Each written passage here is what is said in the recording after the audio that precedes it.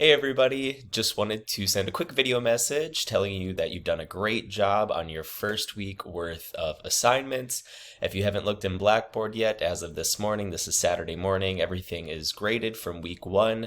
I would strongly recommend you take a look at your grades for the week one assignments and more importantly, see if I left you any specific feedback or comments or suggestions for future assignments. If you lost a few points on either your reflection or your discussion assignment, I made sure to explain what I was looking for, what was missing, and what I want you to try and work on moving forward. A couple of general comments overall, specifically with the discussion assignments.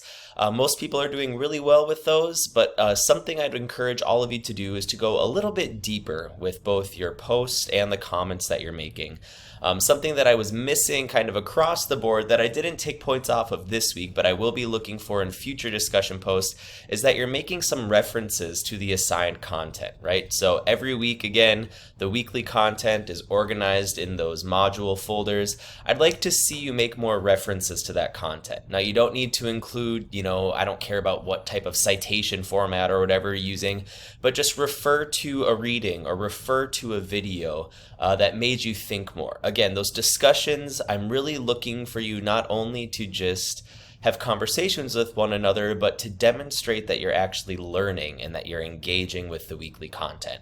So just please keep that in mind in future discussion posts as much as you can. Make references to the weekly content because that's going to show me, first of all, that you're actually watching and reading through the assigned weekly content, but it's also good practice in developing critical thinking to show that you're making connections to these other sources and that you're not just blurting out your opinions and perspectives.